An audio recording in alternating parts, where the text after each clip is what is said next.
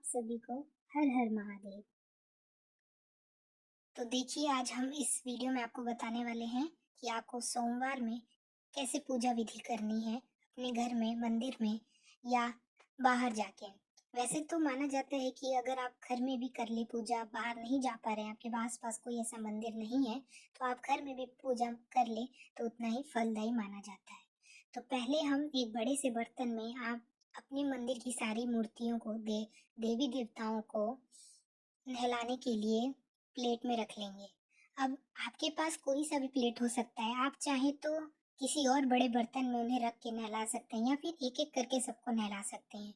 यहाँ पर मैंने एक बड़ा सा परात लिया है, जिसमें मैंने सभी देवी देवताओं को रखा है और मैं सबको एक साथ स्नान कराने वाली हूँ।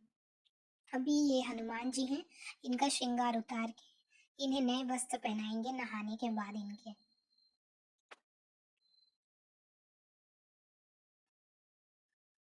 तो देखिए, हमने सबको कर उतार लिया है।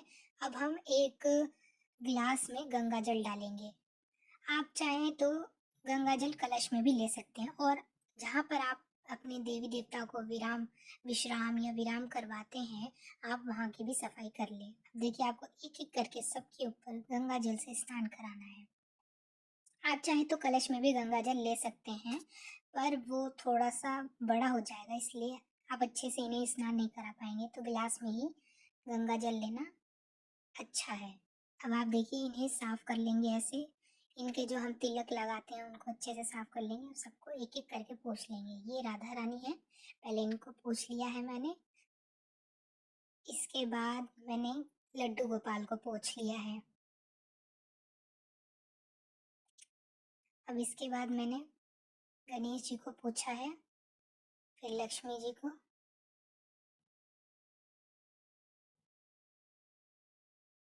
और फिर दुर्गा जी को। ऐसे ही करके मैं एक-एक करके सभी देवी देवताओं को पोंछ लूँगी, ताकि उनके अंदर कोई पानी ना रह जाए। जैसे हम स्नान करते हैं तो हम भी पोंछते हैं, ऐसे ही हम सभी देवताओं को स्नान कराने के बाद अच्छे से पोंछ लेंगे। ये नंदी भगवान हैं, जिन्हें हम लड्डू गोपाल और राधा रानी के साथ रखते हैं। और ये हाथी है, ये मंदिर में रखना शुभ माना जाता है, मंदिर के द्वार पे रखना। और ये हैं कुबेर भगवान, इन्हें तो अति शुभ माना जाता है मंदिर में रखना। अगर आपके पास नहीं है तो आप भी जाकर कुबेर भगवान को ले आएं, पर अच्छा दिन और शुभ शुभ मुहूर्त देख के लाइएगा। ये है शंख, जो हर किसी के घर में होता है। इस पानी को आप कहीं उसमें नाली में या फिर कहीं सिंक में ना फेंकें, इसे आप फूलों में फेंकते हैं। और ये सबके कपड़े हैं सारे भगवान जी के। ये गणेश जी का कपड़ा है, ये है हनुमान जी का।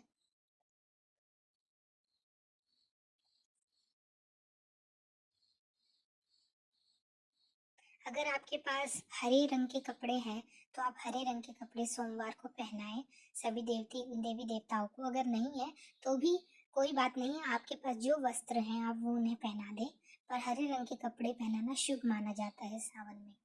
ये गणेश जी को पहना दिए हमने कपड़े, और ये लक्ष्मी जी की लहंगा चोली हमने पहना दिया और इनको सजा दिया है अच्छे से, सबका श्रृंगार कर देंगे। ये हैं दुर्गा जी, इनको भी अच्छे से श्रृंगार कर दिया हमने। कपड़े पहनाते हुए, वस्त्र पहनाते हुए ध्यान रखें कि आप किसी भी मूर्ति के आशीर्वाद देते हुए हाथ को ना ढकें,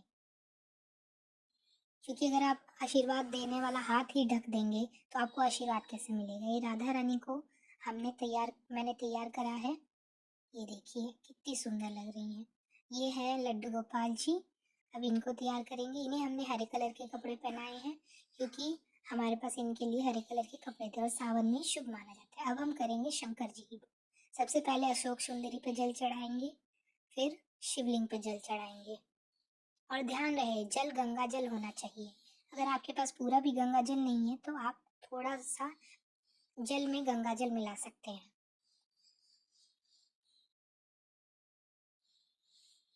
अब हम दूध चढ़ाएंगे, पहले अशोक सुंदरी पे, उसके बाद शिवलिंग पे। और जब आप ये सारी चीज़ चढ़ाएंगे तो आपको मन मन में शिव का जाप भी करते रहना है। और इस पानी को भी कहीं और ना फेंकें, आप इसको फूल में डाल सकते हैं या फिर अपने घर में छिड़क लें, इसके बाद उसको फूल में डाल दें। अब हम बेलपत्र लेंगे और इस पे राम लिखेंगे। आप चाहें तो बिना राम लिखे भी चढ़ा सकते हैं, पर राम लिख के चढ़ाना शुभ माना जाता है। और याद रखें कि बेलपत्री को कभी उल्टा ना चढ़ाएं। बहुत से लोग क्या करते हैं कि जिधर राम लिखा रहता है वो वो वाला जो हिस्सा है वो उनकी तरफ करके, शिवलिंग की तरफ करके नहीं चढ़ाते, पर आपको वही हिस्सा शिवलिंग की तरफ करके चढ़ाना है जिधर आपने राम लिखा है। फिर हम उन्हें भांग चढ़ाएंगे। अगर आपके पास भांग नहीं है तो भी कोई बात नहीं।